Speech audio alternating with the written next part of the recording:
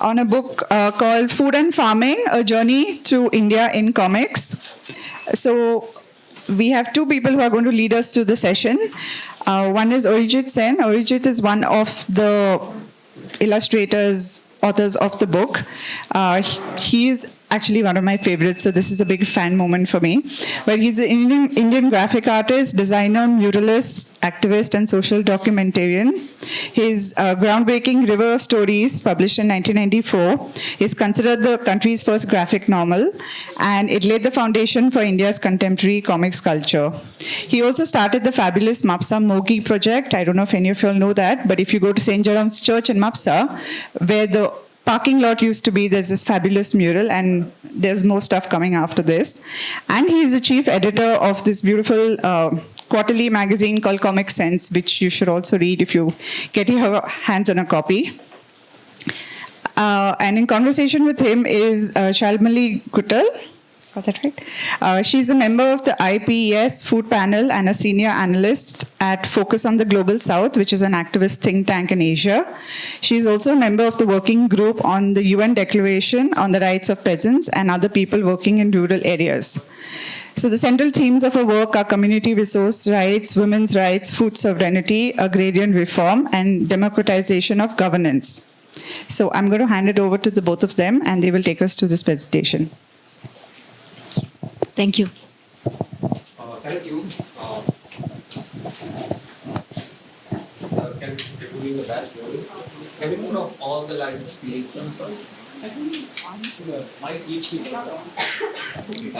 This one is on. Can you all hear us? Can you hear us at the back? Okay, good. Okay. Hello. Yeah. Okay, so thank you, and it's a great pleasure and an honor to be here at the ICG, and also to see many friendly faces in the audience. So as we were introduced already, and we've lost a bit of time setting up this projection, so we'll get straight on to the talk, and hopefully we'll have a little bit of time afterwards if any of you have questions, observations, reactions. Always happy to listen to them. So, yeah. So, this book, Food and Farming, A Journey Through India in Comics, is a small little book. That's why I took that photograph where you can see me behind it, so that gives you a sense of the size of it. Shalmali is holding up a copy. It's a small, square, fat book. And there's a reason why it came out in this format, but we'll come to that later. So essentially, this idea came up to come do a visual book on food and farming around 2020. Just around after the farmers' agitation and the farmers' movement was still ongoing, but it had become a very hot topic, so to speak. People in cities and the consuming classes and others who never thought about things like minimum support price, public distribution system. This was never part of the everyday conversations of especially the urban people, but also of many rural elites and others. And I think it's very important. The farmers' movement showed us why it is necessary to maintain your food sovereignty and how easily that can be subverted. We just all take it for granted that we will go to the market and find food there. But who guarantees that? How do we never thought about those things. What happens if you go to the market one day and there's nothing to buy? So there is a system, a fail-safe system by which food must be made available at all times to all the people of this country. So we decided to kind of, suddenly people were talking about MSP and the whole idea of public distribution, this, that, but without really knowing what is MSP? The farmers' movement brought these thoughts and ideas and terminologies to the fore, and we thought that it would be really good to kind of do a book which digs into all of this and explains it to readers in an interesting and accessible way. So we came up with this book, essentially to do it as a graphic narrative without becoming too preachy, we decided to start with kind of build the entire series around two characters. They're called Lucky and Sony.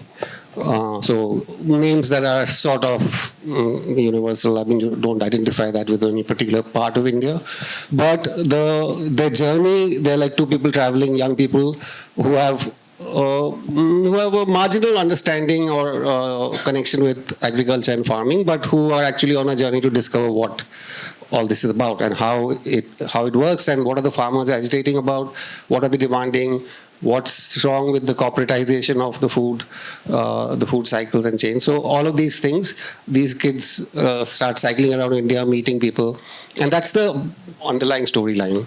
And also, I think what's important is for Shalmali and me and other colleagues like Vidyun and Harsho and Ranjini, that we needed to sort of base it on solid research and on stuff that would make sense. Shalmali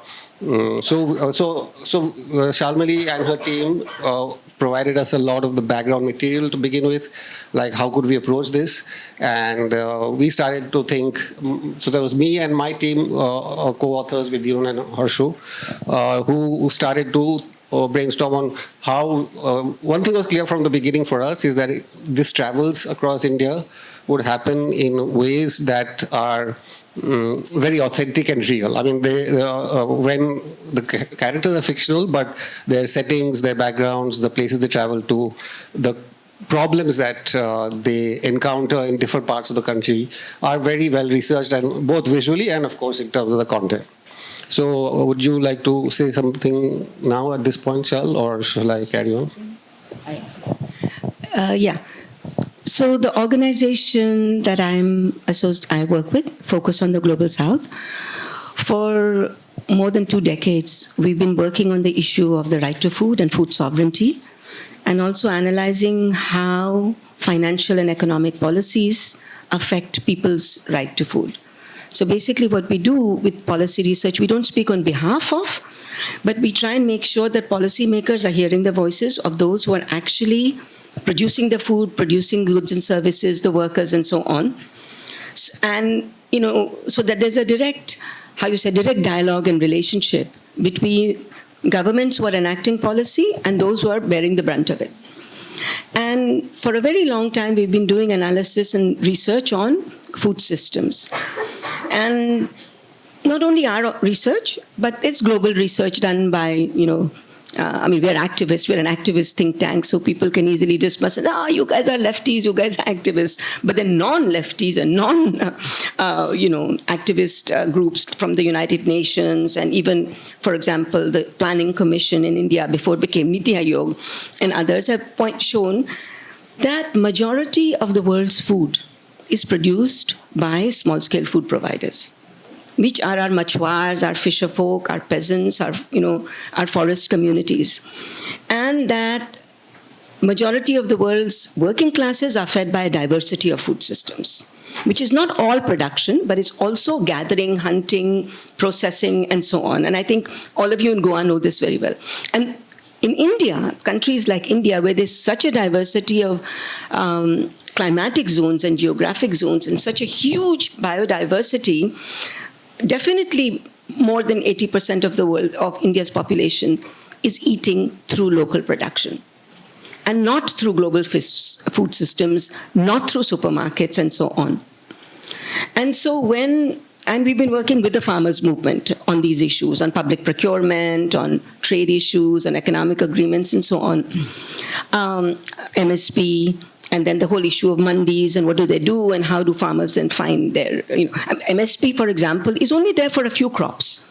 Majority of the crops in India, majority of the staples don't have MSP. But the fact is that the farmers went out there and they said, do what you will, we will lay siege and we will not let you erode whatever few rights we have. So Orijit and I, we were discussing at that time and with our teams and their teams and said, this is a really good time to actually reach out to all those people who say, what's the problem with farmers? Why are they blocking our roads? Why are they, What's the issue here? Because for those who are actually buying their food in a supermarket or whatever, they don't actually know the toil and the huge amount of stuff that goes into producing the food. So this is sort of, I mean, just maybe reinforcing a little bit this point. And also we wanted to show that it's the farmers that we're working with, and the farmers who are feeding us are not only feeding us by production, they're also protecting nature, they're also protecting the environment, they're protecting biodiversity. And without this biodiversity, there is no food. And I think we ended up with a very good compatibility here. Yeah. In terms of both, how do we say, the research part of it and the creative part of it, because they're all melded together. Yeah, I think that's really, that works well when your research is solid and not just like based on reading up stuff online or in libraries, but based on actual experience across different parts of Asia, like Shal, you and your team have done. And I think that also provides a really good space for visualizing things in a creative way and getting points across. And of course, when something comes from the research team and we kind of translate that into a narrative bit, then it goes back. So it's a back and forth process. But I think that worked very well, and I'm happy with the results of that. So we tackle various issues, in starting with things like this, like what is the, how hungry is India? And I mean, unlike all of us well-fed people, we have to say that India is in a very serious situation as far as hunger is concerned in this country. And we explain how these parameters, it's not as though we say, give a figure and say India is 130 in the hunger index or whatever. We explain the parameters by which hunger is measured. And not just hunger as a temporary thing, but as a kind of lifetime debilitating issue that India has not been able to address adequately for all its people.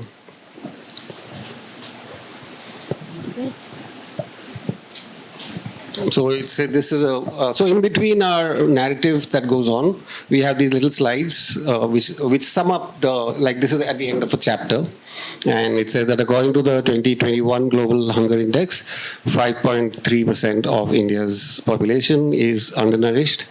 Children are 15.3, sorry. Our children are particularly vulnerable and so on. So 3 out of 10 children suffer from stunting. 1 out of 10 suffer from wasting. And out of every 100 children,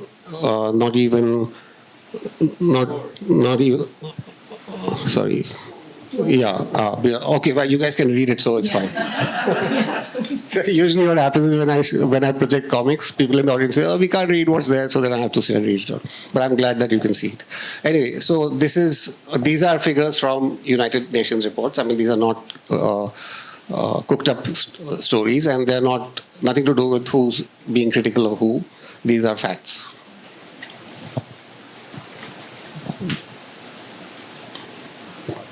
So we see Sunny and Lucky traveling, meeting people. So it's not like one person is saying everything. There are multiple voices coming in from academics to workers to farmers. We try to include a kind of range of voices in our story.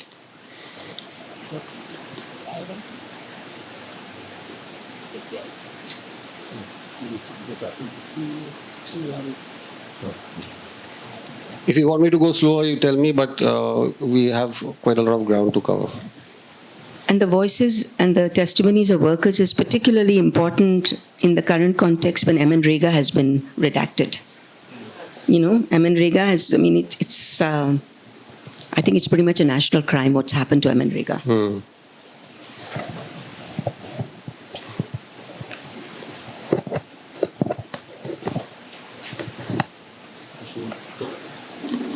This is also another big issue happening with the nomadic herding communities. All of you have read about what's happening with the Van Gujars And they're right now meeting in the north on this whole issue of celebrating their Gojri buffaloes, but also figuring out how they can continue to petition the state to make sure that their nomadic routes are allowed. Of course, the Rabadis have had that problem for a while, but the entire nomadic herding community is in crisis because of the privatization of land, the superhighways, the big industrial farming that's coming. Yeah. Here in Goa, sometimes you see communities from Karnataka. I've forgotten what that name. No, Dhangars, yeah. They bring their cattle down, goats and mostly goats and cows. But I think they are being forced to come this side more because their access to grasslands and other places have been cut off by these superhighways that are being built all along the west coast.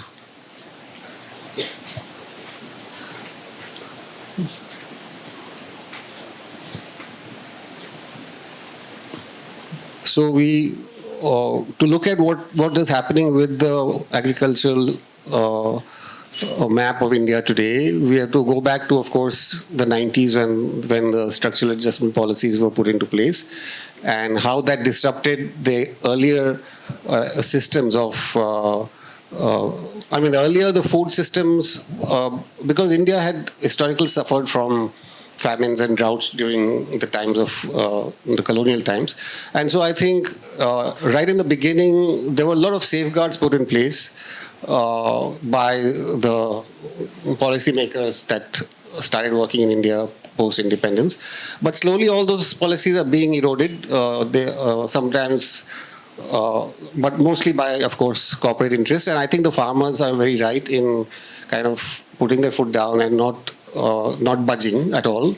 I mean, it's a long fight, and they have maybe won round in the sense that after 1921, those farm bills were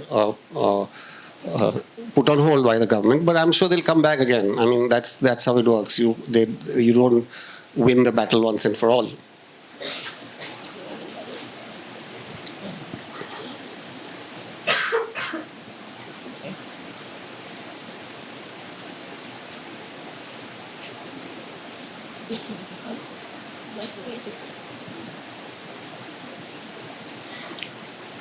So this explains what PDS is, how it was set up and how it functions in India today, and how it's also being dismantled in many ways.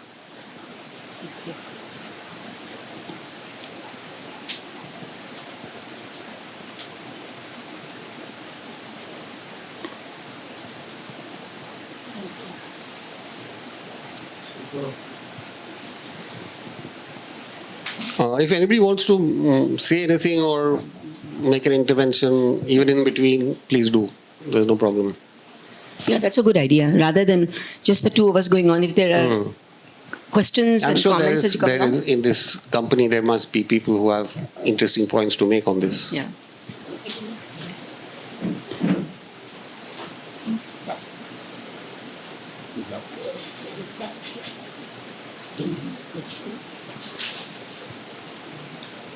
India was applauded all over the world for the Food Security Act that was enacted, how many, 20 years ago now, because at least the state recognized the right to food and put it in legislation.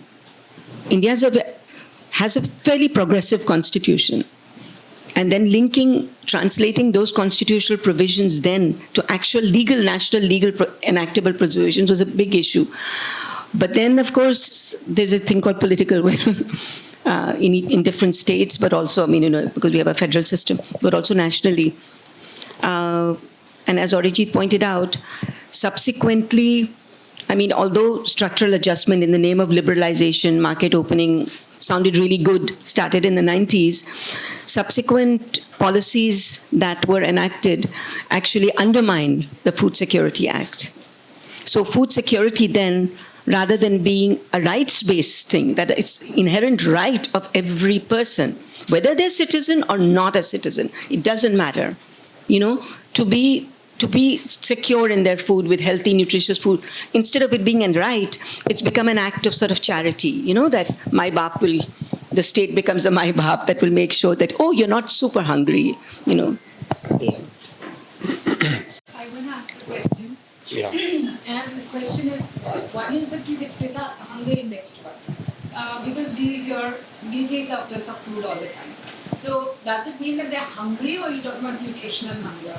And the second thing I want to ask you is that does India truly have a food supply crisis, or is it a public distribution system problem? And I'd like to ask further questions, but let's start with this. Do you want to take that? On the issue of hunger, I think both are there. Now, India doesn't have famines anymore the way they used to be, right? Famines was when people don't have, this whole dictionary definition of famine, of how many days, for example, a person or a community doesn't have food. Those famines are more or less over. But hunger as a debilitating condition where you don't even have enough calories per day has been persisting in India. And now, okay, so there's that issue. And then there's also the issue of micronutrient deficiency. One of the big challenges here is the calorific approach to food security. Because you're saying 1,800 or 2,000 calories per day, but depends on what work the person does. It depends on age. It depends on whether the person's childbearing. It also depends on what food they're actually getting. 2 donuts or, 6 white bread sandwiches will give you 2,000 calories. But is that nutrition? Is that what somebody needs or can work in the fields for? Is that what's appropriate for a pregnant woman? Is that appropriate for an aging person who's been working in the fields all the time? So both these exist. And one of the big challenges, I was just looking at, there's an international publication called The State of Food and Insecurity in the World, brought out by all the UN agencies combined. And there's no data for India. Normally, every country is supposed to report so they can make the food insecurity index. India is not providing data anymore. And I think that is a common thing across now. They're not gathering this data. So actually, policy is sort of being made in the, you're stabbing in the dark. There's that issue. Yeah. And I think it's also at some level a deliberate act by the government. I think the overall approach is don't get rid of hunger, get rid of the hungry. Yeah. And sorry, there was another question, Monica. The other part of it was whether there's enough food being produced. Yeah. I think it's a combination. It's going to be a combination of the two. Earlier, there was enough food being produced, but not being distributed. And some places had surplus and so on. But I think now the food producing territories are also reducing because of land conversions and so on. And also,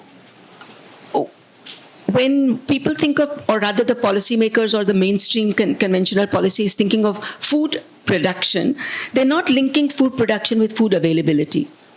Because for a lot of that's why very often in the social movements we use the word small-scale food providers, not producers necessarily, because a lot of food is gathered.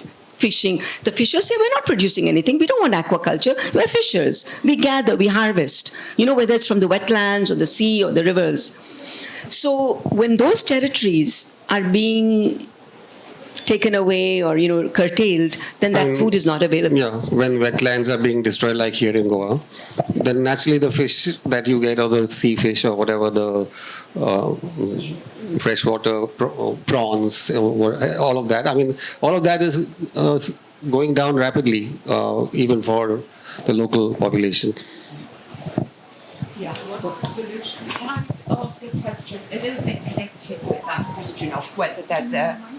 Yeah, thanks, yeah. Connected with the question as to whether the problem is a supply problem or a demand problem or a distribution problem, I was wondering whether you think it's a good idea really for government to be putting more emphasis on increasing rural incomes in other ways, say, for example, by using things like the bio-waste, the crop residues. I mean, even in a place like Goa, you see a lot of burning, even a coconut husk, etc. So how about not only thinking about food, but thinking about the system? You talk about food systems to increase people's purchasing power. And the second is, in terms of all this gathering of food, whether it's fishing or whether it's from the forest, is there not a problem with us putting too much pressure on those ecosystems at the moment? So 2 questions. Thank you. I think to answer your second question first, it's a question of balance and who is doing the collecting and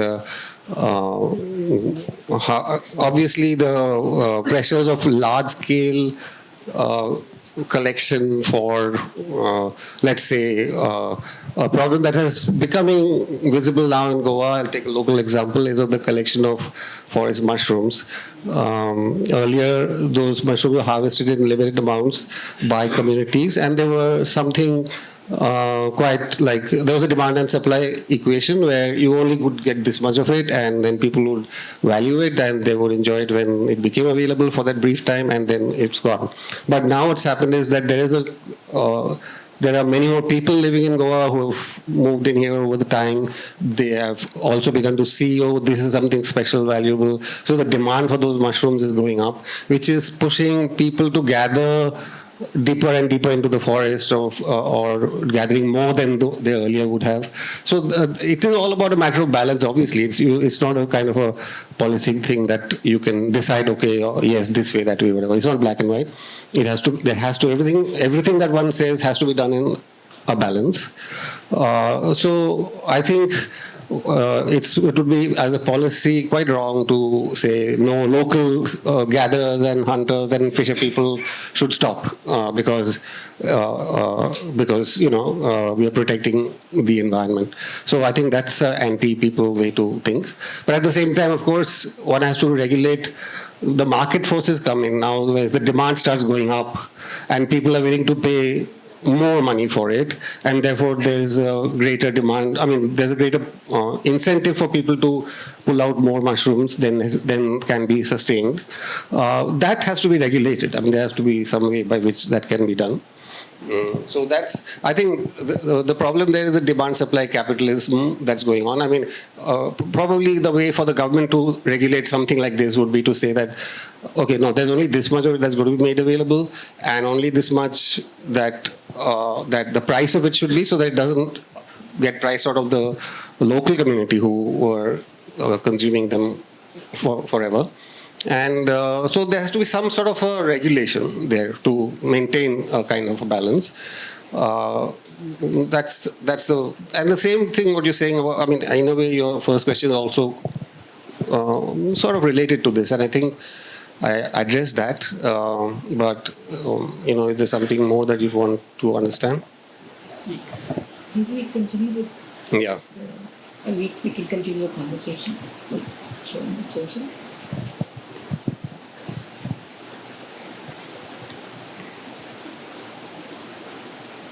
So, of course, we know that our food security, a lot of it came out of our Green Revolution policies in the 1960s, where the introduction of the Green Revolution, it's like many other things, it was a mixed bag, but it created a huge ecological and social impact across the areas, especially Punjab and the North Indian states, where it was brought in a big way. But it did result in India becoming more food sufficient. But over time it has devastated the ecology, and also it has disrupted social relations in a huge way, because the food production systems earlier were different, and the relationship between communities was different, and the coming in of pesticides, fertilizers, seed distributors, and much larger capitalist-based networks have disrupted to the extent that researchers like Vandana Shiva say that the roots of the violence in Punjab can be found in the Green Revolution.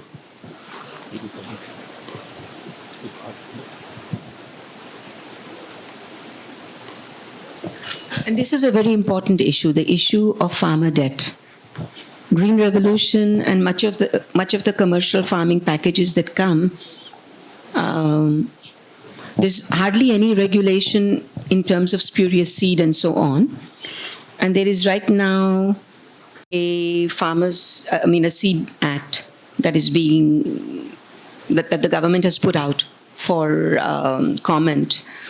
And that also then is weakening the amount of regulation that is there and the kind of accountability of commercial hybrid and GM seeds producers and so on. But what ends up happening for the farmers is that during the Green Revolution, all was rosy for a while, but then when the environment got contaminated and their yields started to drop, their debt continued to increase. There was no relief for them. So in addition to the violence issues, for example, in Punjab, farmer suicide has been a huge issue in India. You know, with Karnataka, Andhra Pradesh, I mean, you read that, Maharashtra. This is the this chapter on National Food Security Act, which Shal just spoke about a little while ago. The hunger deaths, farmer suicide, these are all very important aspects which something like a Food Security Act tries to kind of address. Mike. Okay, sorry.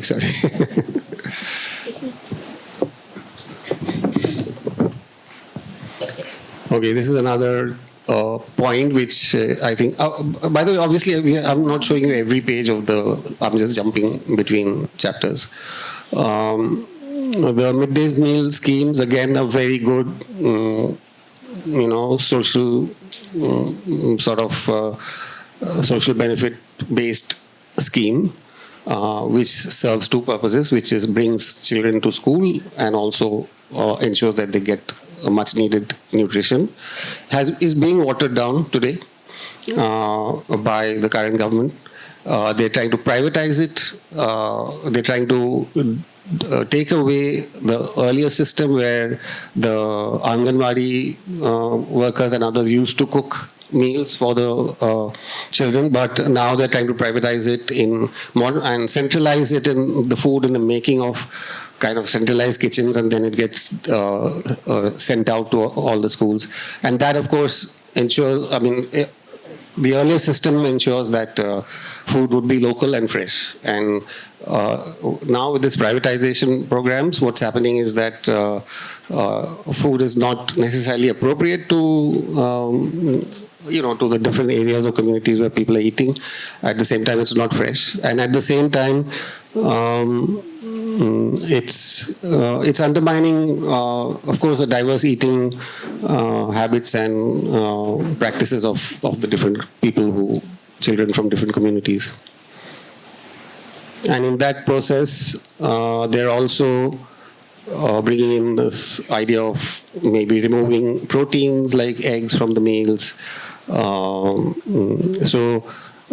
think food and politics is, of course, there is every aspect of food is political.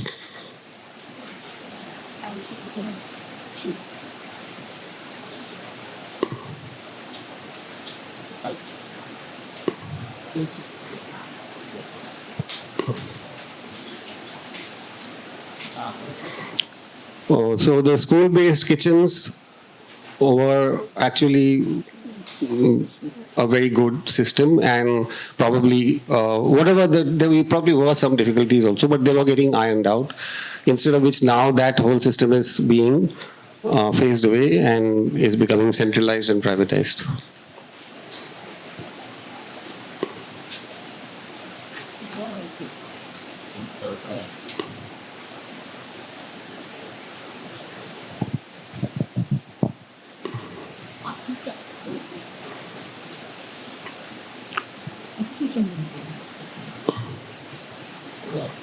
So it's been renamed PM Poshan.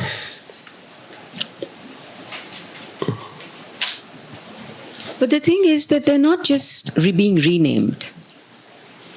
And like the argument that many people are saying that MNREGA is just a renaming, it is not. there are substantial differences in these.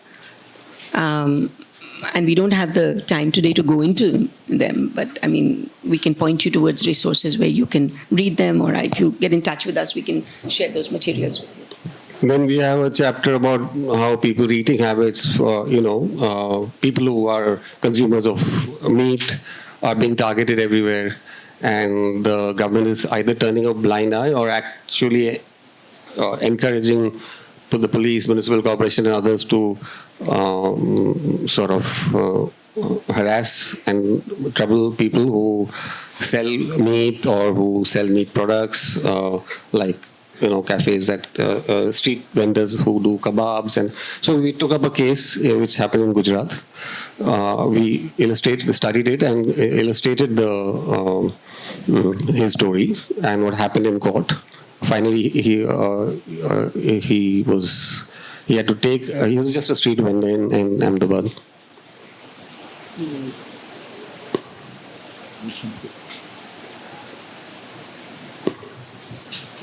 In this case, as it says here, I mean, the vendor got relief, but that's not always the case. And this is, of course, the corporatization of food. And how, and here this chapter is set in an interesting way in a supermarket, and the person talking about, I mean, so as I said, I mean, throughout the comic there are different voices talking about different aspects of the food, and here the person talking is there's a professor who's asking questions. Sorry. But the person talking about it is one of the workers at the supermarket, because he knows the methods by which things are procured and how they arrive at the supermarket shelves.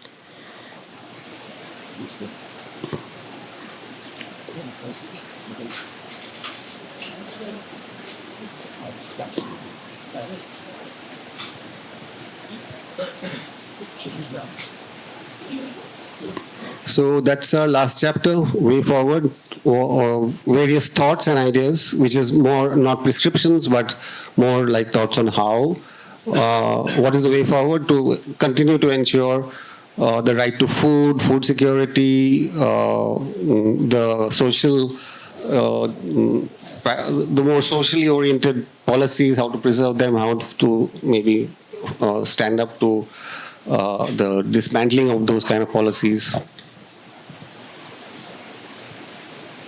And how farmers' voices, what they feel, why they feel that not only should the MSP be improved, but it should be it should be spread across many more crops than right now is very few, and how to safeguard the farmers' rights. And okay, so now there is, once this came out a couple of years ago, and Chinta publishers from Kerala reached out to us, and they wanted to translate our comic into Malayalam. So Bakshanavum Krishiyum.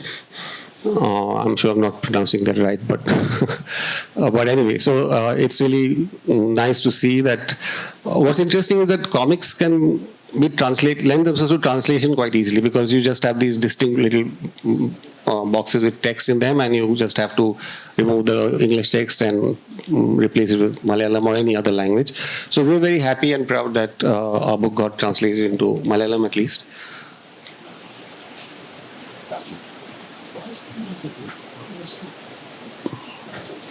Now, we don't have the book for sale here, but we can. It's from Leftbird Books, so you can purchase it. But if you would like to read the comics, because the comics were released on Instagram, 2 modules a week. No, we had 2 modules a week. And then on the website of my organization, Focus on the Global South, if you go to the website, just Google Focus on the Global South, you'll see our website. And then you'll see a microsite which will say Indian Agriculture and Comics. You can read the entire comic over there. You can see all the modules there, but not in Malayalam. But of course, the book is a good book to have. So I would say if you are able to order the book, please do. But in case for those who are not able to order the book, you can also read it. It's available on Amazon. This book, yeah, it is. So It's available from the publishers also, Leftward. It's available here. Oh, great. I didn't know that. I didn't know that either.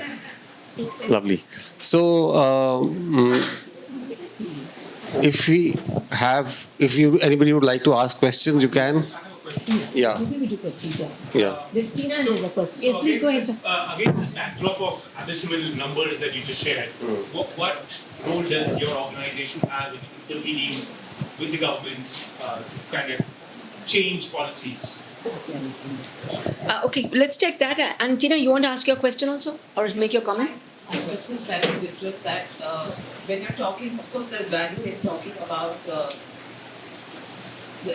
talking about Gujarat and Punjab, which seem like the main places that we talked about in relation to India. But my problem is with when you characterize that as India, because India is much more diverse, and the kinds of issues that come up, which you have discussed actually now in this conversation. Let's say, for example, about Goa, and the food producing areas are declining. But somehow in these comics or any books about India, the narratives of Goa do not figure adequately, and that's something I just want to raise. I would like to. Yeah, I agree. I mean, they're much more.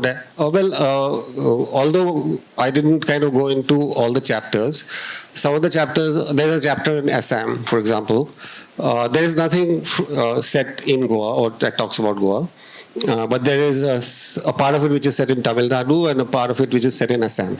I mean, I didn't show all the chapters and pages, but we tried to be a little diverse in the kind of things that we address. But I agree that there needs to be more of that and talking more about the kind of local issues that relate to food producing parts of the country and also the people.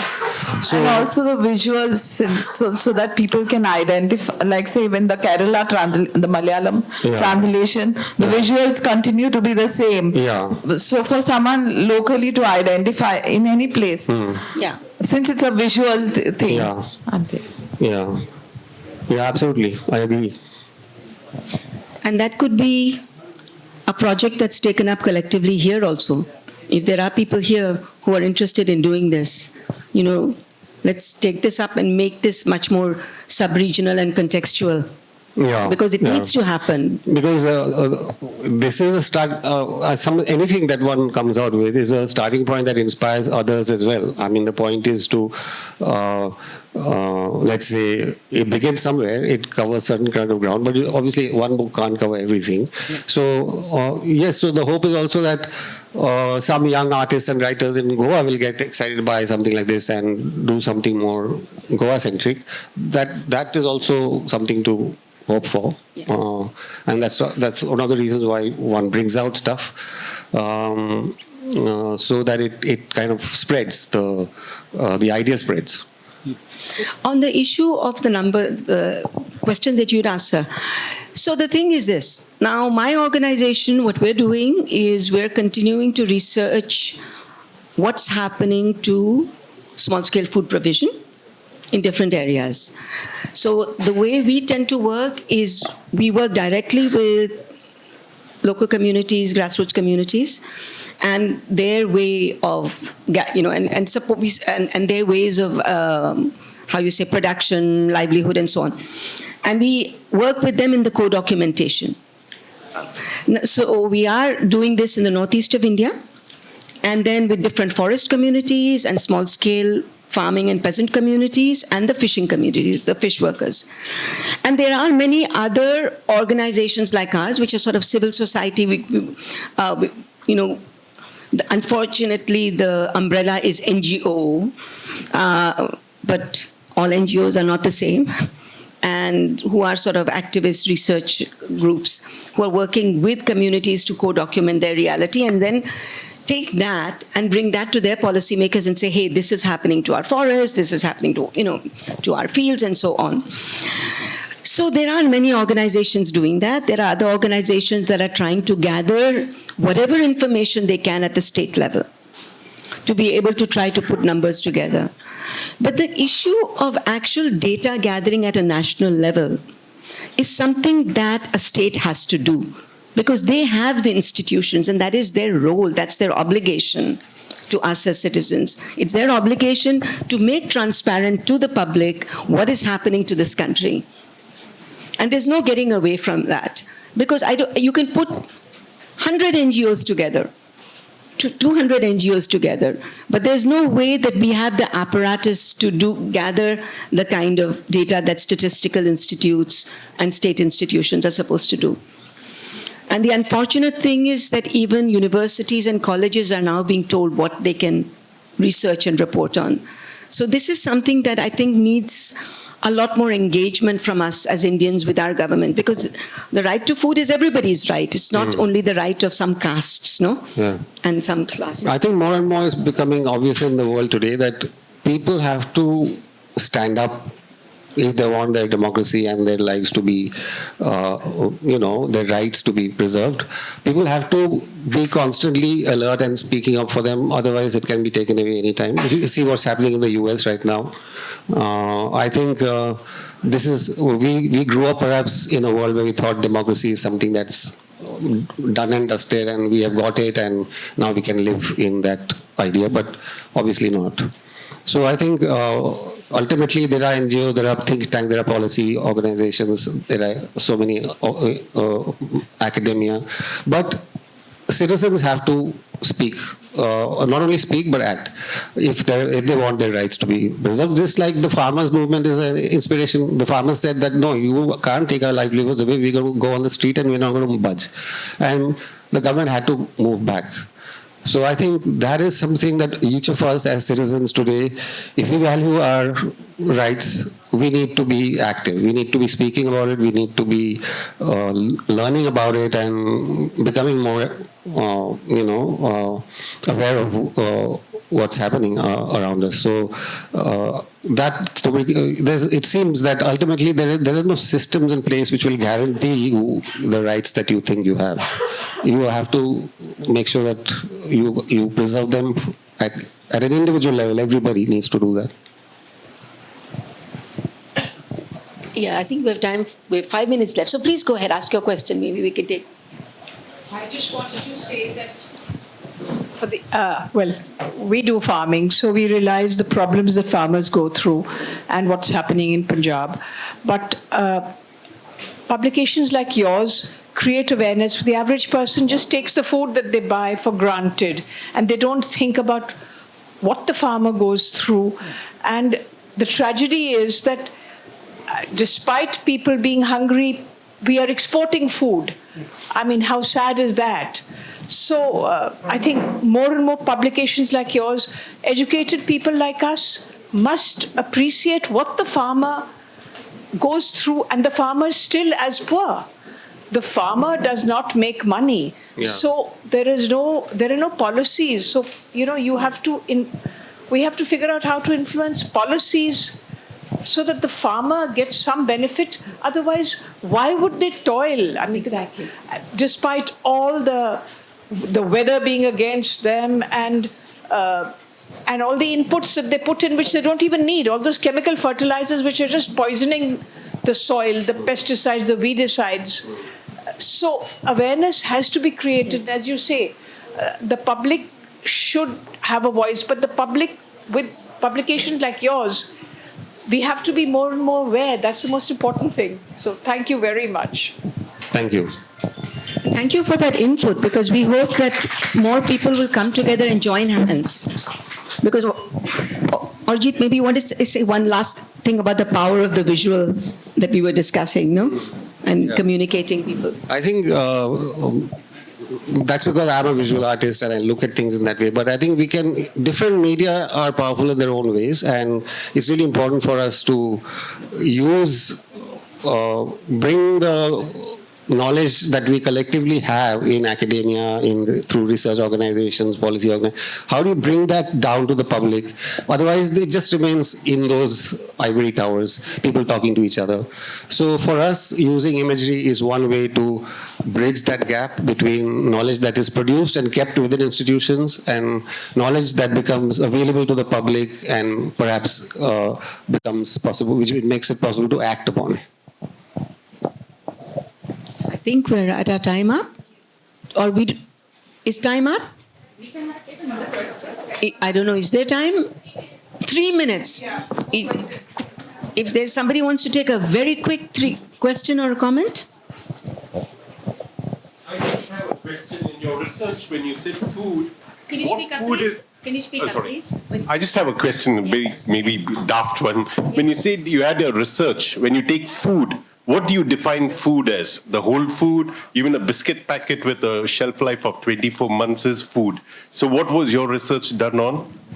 It was done, our research is much more on what is mostly unprocessed. What is unprocessed, yeah. But unfortunately, what most people are getting, whether it's in the Kirana stores or now more and more in the supermarkets, is processed. And again, processing in and of itself is not a negative thing. So, for example, in Goa, there's a whole tradition that now, in this dry season, fish will be dried and various fish products will be dried because in the monsoon one cannot fish. And fish and things coming from the sea and water are some of the primary sources of protein for millions of people. So again, processing in and of itself isn't a bad thing. It's just trying to see how much bulk is then being produced, how much is actually being made available for those who need it the most. Thank you. I have a question too. My question is to Orijit sir. It's regarding the degradation of values and ethics and morals. So sometimes when we look at officials or we look at certain government departments to overcome challenges and problems in society like these, we sometimes question the qualifications of people, whether they are qualified to do this task or to take the decisions. But in the end, even qualifications would not be able to solve the problem if the ethics and morals and values are lacking. So sometimes a person without qualifications but with high standard of values could be the one to take the right decisions. So how do we tackle such issues in society, and how do we put forth the problem as such? It's not only qualifications but also the lack of values and morals. Yeah. I think we generally this is all over the world, but in India perhaps more so, that we place a lot of value on, as you said, qualification. But the education system is such that it teaches us to respect a certain kind of qualification which is earned through studying and maybe memorizing a whole lot of facts and figures, and there is no attention paid to ethics or morality, which is really of course it is the ultimate qualification. Is you have to look at you can learn so much obviously from people who have lived and worked their lives like farmers or fisher folk or others. We tend to devalue that and look at guys who sat in the university their whole lives and then think that person is better qualified. But obviously that's the problem of modernity, and I'm saying this is more perhaps particular to India, but also all over the world. I think we really need to understand who are the people who are truly worth listening to, people who speak from experience, speak from a place of humanity, from what is best for humanity, rather than because every qualified person works for somebody. A qualified person works for a company or a government. So a qualified person at some level is actually a little suspect because they are they have invariably a vested interest. Somebody who's qualified in a certain way has a vested interest because he is a cog in the wheel of, or he or she is serving some other larger agenda, right? So we have to take that with a pinch of salt, or rather we should look at it with a sense of skepticism as to why somebody is saying something, and and obviously give a much greater value than we currently do to people who speak from lived experience. Our time is out, and we really need to respect the next session. So thank you very much, everybody, and I hope.